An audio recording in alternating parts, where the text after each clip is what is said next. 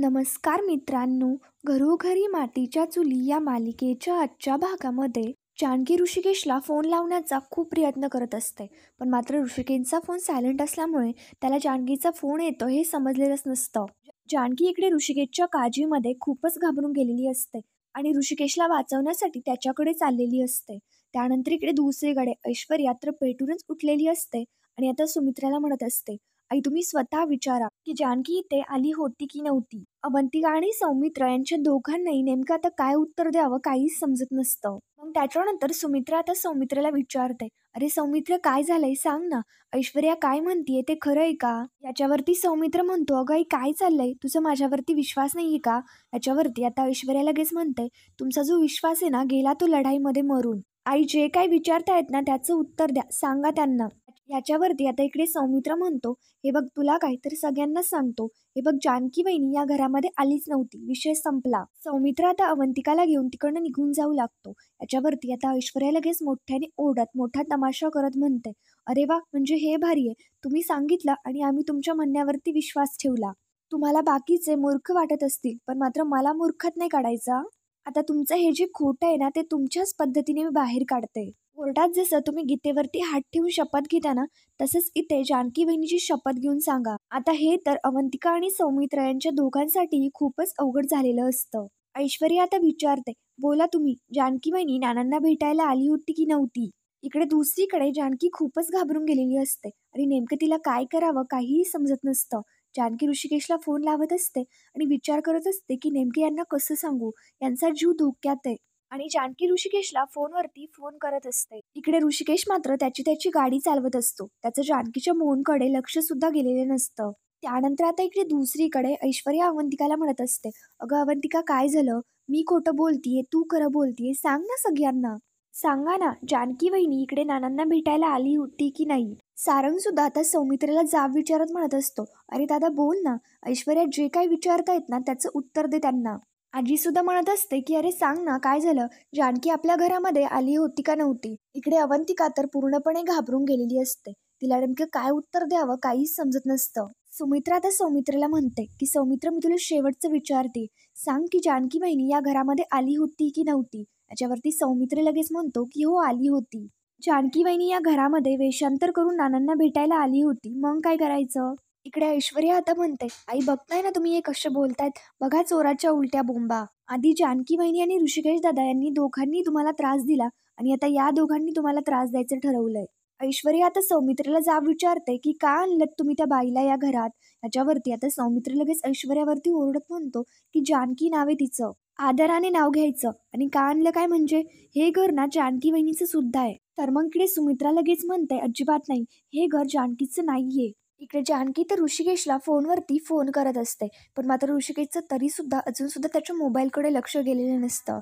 त्यानंतर इकडे दुसरीकडे सुमित्रा सौमित्रेला म्हणते, जानकीमुळेच तर नानांची अशी अवस्था आहे आणि तिनेच तर नानांना असं ढकलवून दिलं. मी त्या दिवशी जानकीला एकटीला घराबाहेर काढलं होतं. ऋषिकेश ओवी आणि तो सुद्धा घराबाहेर निघून गेला. याच्यावरती आता सौमित्र सुमित्रेला सांगण्याचा प्रयत्न करत असतो की अगं आई जसं दिसतं तसं कधीच नसतं. अगं हे कलियुग आहे, जिला तू जवळ करतीयस ना तिने त्याच्या डोळ्याला पट्ट्या बांधलाय आणि त्याच्यामुळे तुला समोरचं काहीच दिसत नाहीये. मी तर म्हणतो की हक्क लिहिला या घरातनं, नाहीतर या घराचं एक दिवस स्मशान करून टाकेल. इकडे ऐश्वर्याला हे असं सौमित्र बोललाय ते पाहता सारंग खूप चिडतो आणि लगेच सौमित्रवरती ओरडत म्हणतो की दादा बास, तोंडाला येईन ते वाटेल ते बोलू नकोस. आणि या घरामध्ये सगळे माझ्या बायकोच्या कामागे लागतात. एकतर जानकी वहिनीला क्लायंटच्या वेशामध्ये तुम्ही या घरामध्ये बोलवलं आणि आता ऐश्वर्यावरती काय ओरडत आहे? याच्यावरती सौमित्र आता म्हणतो, अरे तुझ्याशी बोलण्यात ना काहीही पॉइंट नाहीये, तू बघच आता ही ऐश्वर्या एक दिवस तुला विकून खाईल. सारंग आता म्हणत असतो, हे बघ दादा उगाच तू ना मर्यादा सोडून बोलू नको. याच्यावरती सौमित्र आता लगेच म्हणतो, म्हणजे काय तू शिकवणार का मला मर्यादा? इथे तुझी बायको तमाशा घालतीयस आणि तू मला काय सांगतोयस? या घरात लहान्यांनी मोठ्यांशी बोलायची पायरीच सोडलीये का? तर सौमित्र आणि सारंग यांच्या दोघांचे ते सगळं बोलणं पाहता सुमित्राला त्रास होऊ लागतो. सुमित्रा आता लगेच त्यांच्या दोघांवरती ओरडत म्हणते, अरे जरा शांत व्हा ना. त्यानंतर इकडे दुसरीकडे जानकी चालत चालत ऋषिकेशकडे चाललेली असते आणि जानकी ऋषिकेशला फोनवरती फोन करत असते. इकडे तर ऋषिकेश गाडी चालवत असतो आणि ती मागची गुंड तर ऋषिकेशला मारण्यासाठी काठे घेऊन सावधच असतात. त्यांना असं झालेलं असतं की कधी एकदा ऋषिकेशवरती वार करतोय. इकडे जानकीचा फोन येत असतोच आणि तेवढ्यात लगेच ऋषिकेशचं लक्ष त्याच्या मोबाईलकडे जातं आणि तो लगेच जानकीचा फोन येताना पाहतो. आता ऋषिकेशला सुद्धा प्रश्न पडतो की ही जानकी मला सारखा सारखा फोन का करतीये, म्हणजेच की काही झालं तर नसेल ना. त्यानंतर आता इकडे दुसरीकडे सुमित्रा म्हणत असते, शांत बसा तुम्ही, मी या घरामध्ये काय बघतीये, माझीच मुलं वैऱ्यासारखी एकमेकांशी भांडतायत. त्याच्यावरती आता ऐश्वर्या म्हणते, अहो आई कोणामुळे, सौमित्र भाऊजी आणि या अवंतिकामुळेच ना. इकडे दुसरीकडे सुमित्रा अवंतिकाला म्हणते, अवंतिका तू सुद्धा खोटं बोललीस, का नाही सांगितलं आम्हाला. इकडे अवंतिका सुमित्राकडे येते आणि हात जोडत तिची माफी मागते. अवंतिका आता म्हणते, आई मी तुम्हाला जानकी वहिनी येणार आहे हे सांगितलं असतं तर तुम्ही तिला येऊ दिलं असतं का. इकडे आता ऐश्वर्या म्हणत असते, हे बघ हे बाई, तुझा ना अभिनय हा बंद कर. हे बघ आपण चुका करायच्या आणि नंतर आपण मॅच्युअर्ड असल्यासारखी ऍक्टिंग करायची, कशाला, हे बंद कर. ऐश्वर्या आता नाटकं करत भोळा चेहरा करत इकडे सुमित्राला सांगत असते, आई यांच्या दोघांचाही ना हा प्लॅन आहे. ती दगाबाज जानकी आणि ऋषिकेश दादा यांच्या दोघांनाही घरामध्ये आणून तुम्हाला एकटं पाडण्याचा प्लॅन आहे यांच्या दोघांचा. अवंतिका आता शांत असते तोपर्यंत शांत असते. आता अवंतिकाची सुद्धा सटकते आणि ती सुद्धा लगेच ऐश्वर्यावरती ओरडत म्हणते, हे बघ ऐश्वर्या, तोंडाला येईल ते ना काहीही बोलू नकोस. अवंतिका स्पष्टपणे हात करत ऐश्वर्याला सांगत असते की बास झालं आता. जानकी वहिनी इथे फक्त नानांना भेटण्यासाठी आल्या होत्या आणि यामुळे तू आता आईंच्या डोक्यामध्ये उगाच काही भरू नकोस. इनफॅक्ट नानांना जानकी वहिनींना भेटायचं होतं आणि तुझं काय मध्ये मध्ये. इकडे आता ऐश्वर्या अवंतिकाला म्हणते, हे बघे बोट खाली करून बोल माझ्याशी. याच्यावरती अवंतिका आता म्हणते, नाही करणार, काय मला मारशील का की घराबाहेर काढशील. आता याच्यावरती ऐश्वर्या आता म्हणते, तुझी जर इच्छा असेल ना तर तुला थोबडावतेस. ऐश्वर्या अवंतिकाला मारायला लागते आणि या गोष्टीमुळे अवंतिका सुद्धा घाबरलेली नसते. इकडे सुमित्रा आता लगेच त्यांच्या दोघींना बाजूला घेते आणि त्यांना म्हणते, अरे काय चाललंय माझ्या ह्या घरात. सुमित्रा आता म्हणते, हे माझं घर नाहीये, जानकी गेल्यापासून नुसती भांडणच चालली आहेत. सुमित्रा आता म्हणत असते, ऐका तुम्ही इकडनं सगळे जा, मला कोणाशी काहीही बोलायचं नाहीये. अवंतिका आता सुमित्राला सॉरी म्हणत असते आणि तिला शांत करण्याचा प्रयत्न करत असते. पण मात्र सुमित्रा आता त्यांना म्हणते की मला कोणाशी काहीही बोलायचं नाहीये, तुम्ही इथनं जा. इकडे सौमित्र देखील काहीही बोलत नाही. सौमित्र अवंतिकाला घेऊन तिकडं निघून जातो. ऐश्वर्या सुद्धा तोऱ्यातच लगेच तिकडं निघून जाते. तिथे फक्त आजी आणि सुमित्रा या दोघीच राहिलेल्या असतात.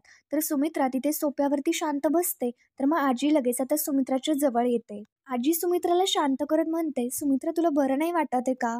इकडे आता सुमित्रा म्हणते, आई अगं बघ ना, जानकी येऊन नानांना भेटून सुद्धा गेली आणि आपल्याला ते कळलं सुद्धा नाही. आता नानांनी तिला भेटायला बोलवलं असेल, पण मात्र का बोलवलं. इकडे आजी पहिल्यांदा काहीतरी चांगलं बोललेली असते. आजी आता सुमित्राला म्हणते की तू नानासाहेबांना जाऊन विचार. सुमित्रा लगेच स्वतःला सावरते आणि लगेच नानांच्या रूममध्ये जाते. त्यानंतर इकडे दुसरीकडे ऋषिकेश बाजूला गाडी थांबवतो आणि तो माणूस लगेच विचारतो, काय रे काय झालं, गाडी का थांबवली. याच्यावरती ऋषिकेश आता म्हणू लागतो, अहो दादा बायकोचा फोन येतोय, घरी मला लहान मुलगी आहे, काहीतरी झालं असेल म्हणूनच तर ती मला फोनवरती फोन करतीये. 2 मिनिटं द्या मला, मी 2 मिनिटात माझा कॉल संपवतो, तोपर्यंत तुम्ही तुमचे पाय मोकळे करा. याच्यावरती तो माणूस म्हणतो, ठीक आहे लवकर कॉल संपव.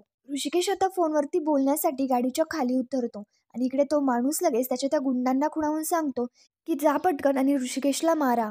इकडे ऋषिकेश सुद्धा आता जानकीला फोन लावत असतो, पण मात्र मोबाईलला तिथे रेंजच नसते आणि इकडे ते गुंड सुद्धा बाहेर उतरलेले असतात आणि तो माणूस त्या गुंडांना सांगतो की मारा त्याला. इकडे जानकी नेटवर्क नसल्यामुळे ऋषिकेशला फोन लावत असते आणि ऋषिकेशचा फोनच लागत नसतो. जानकी चाललेलीच असते तेवढ्यात तिचा पाय तिथे कशात तरी अडकतो आणि तिची चप्पलच तुटते. पण मात्र जानकी ते पाहत नाही आणि तशीच पुढे पुढे चालत असते. जानकीचं समोर लक्षच नसतं. समोरने एक गाडी येत असते आणि जानकी त्या गाडीला धडकता धडकता वाचते.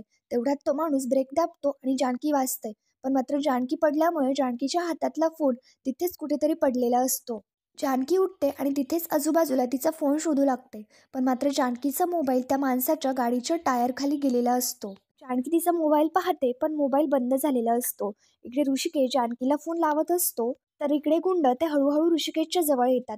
ऋषिकेशवरती वार करतात पण मात्र ऋषिकेश तो वार हुकवतो आणि ऋषिकेश त्या गुंडांकडे पाहता ऋषिकेशला सर्व काही प्रकार आता नीट समजलेला असतो. ते तिन्ही गुंड आता ऋषिकेशवरती वार करतात पण मात्र ऋषिकेश शेवटी एक पहिलवानच असतो आणि हे त्या गुंडांना काही माहिती नसतं. तर मग आता ऋषिकेश त्या गुंडांची खूपच मस्त धोबीपछाड करणार असतो. इकडे जानकी तर ऋषिकेशच्या विचारांमध्ये खूपच घाबरून गेलेली असते आणि जानकीचा मोबाईल असा बंद झाला ते पाहता जानकीला काय करावं काहीच समजत नसतं. जानकी तिथे पडली त्याच्यामुळे तिच्या गळ्यातलं मंगळसूत्र सुद्धा तिथेच पडलेलं असतं आणि जानकी आता मंगळसूत्राची आठवण होते आणि तशीच ती तिथे मंगळसूत्र शोधू लागते. ते गुंड आता एक एक करत ऋषिकेशवरती वार करत असतात आणि ऋषिकेश सुद्धा त्यांना बेदम कुटत असतो. इकडे तो माणूस सुद्धा आता ऋषिकेशवरती चाकू घेऊन हल्ला करायला लागतो, पण मात्र ऋषिकेश सुद्धा त्याची नरडी आवळतो. इकडे दुसरीकडे जानकी तिथेच बाजूला तिचं मंगळसूत्र शोधत असते, पण मात्र इकडे जानकीला काही तिचं मंगळसूत्र सापडत नसतं. तेवढ्यात आता ते तिन्ही गुंड ऋषिकेशला पकडतात. तो मालक आता ऋषिकेशला म्हणतो, "काय रे?" याच्यावरती आता ऋषिकेशला लगेच सारंगचं बोलणं आठवतं, की सारंग सुद्धा असाच ऋषिकेशला म्हणला होता, की "काय रे, तुझ्या बायकोने आमच्या नानांना खाली ढकललं." ऋषिकेशला आता ते सगळे प्रसंग आठवतात आणि ऋषिकेश त्याच्यामुळे तर आता पेटूनच उठतो. तो माणूस आता म्हणतो, "तू काय स्वतःला लय मोठा हिरो समजतो काय? आता थांब, काढतोस तुझी हिरोगिरी." तो माणूस आता ऋषिकेशच्या 4 थोबाडीत मारतो, पण मात्र ऋषिकेशला त्याचा काहीही फरक पडत नाही.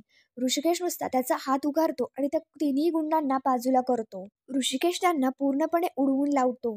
जानकी तिचं मंगळसूत्र तिथे शोधतच असते, पण मात्र जानकीला तेवढ्यात लगेच तिथं मंगळसूत्र सापडतं.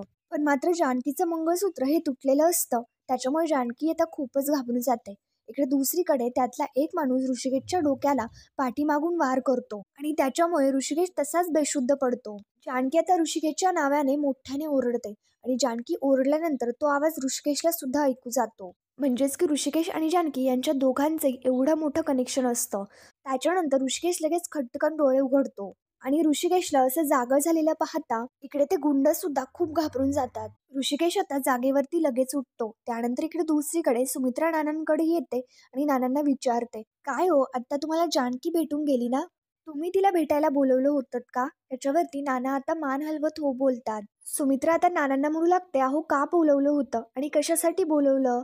हे बघा, घरातले सगळेजण काही ना काहीतरी माझ्यापासून लपवूनच ठेवतात, पण तुम्ही तरी माझ्यापासून काहीच लपवून ठेवू नका. हे असं काय काम होतं त्या खोटारड्या जानकीकडे, जे तुम्ही मला नाही सांगू शकलात?" तर मग आता खोटारडी जानकी म्हटल्यानंतर नाना लगेच रागारागामध्ये सुमित्राकडे बघू लागतात आणि सुमित्रा लगेच नानांना विचारते, "काय झालं? माझ्याकडे असे का बघताय? मी काही चुकीचं वागतीये का? माझ्या हातून काही चूक झालीये का? सांगा ना मला."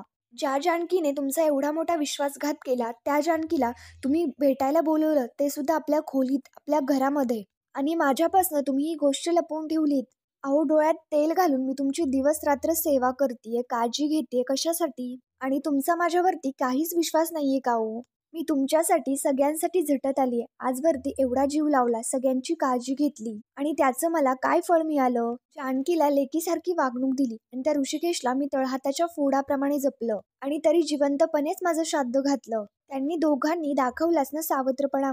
सुमित्रा असं बोलत असते, पण मात्र नाना तिच्यावरती खूपच चिडत असतात आणि नाना तिच्यावरती खूपच ओरडत देखील असतात. नानांना आता त्या गोष्टीचा त्रास होऊ लागतो. तिथे आजी सुद्धा येते, तर मग सुमित्रा आता आजींना म्हणते, "अगं आई, बघ ना, तू तरी समजाव ना यांना."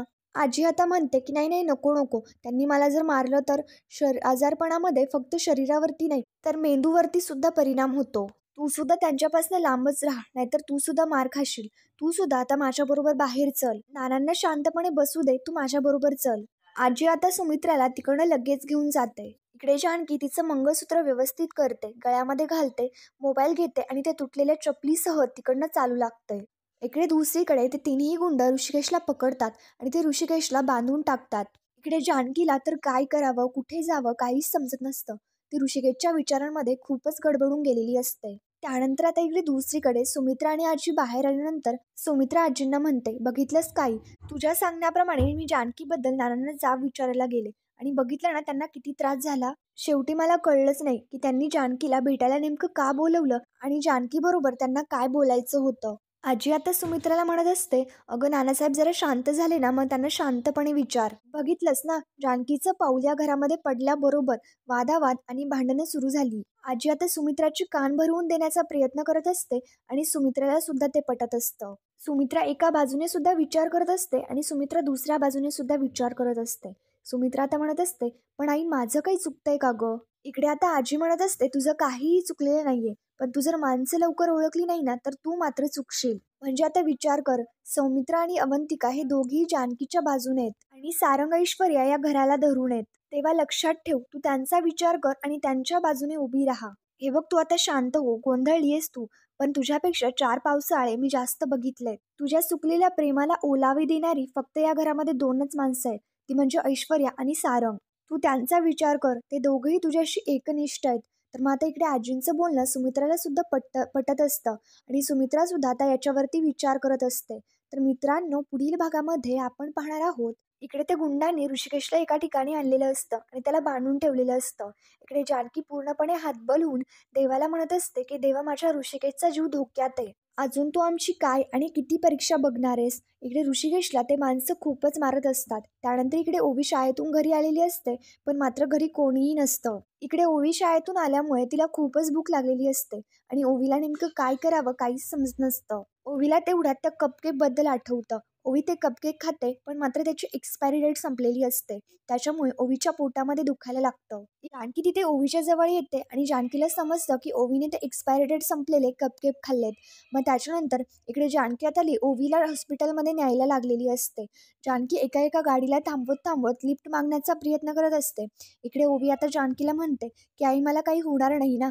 दुसऱ्या बाजूला जानकीला ऋषिकेशचं टेन्शन आणि इकडे आता ओवीचं तर वेगळंच टेन्शन आलेलं असतं. जानकीला काय करावं काहीच समजत नसतं. तर मित्रांनो, पुढील भागांच्या डेली अपडेट्ससाठी आमच्या शिव मराठी या चॅनलला लगेच सबस्क्राईब करा. थँक्यू.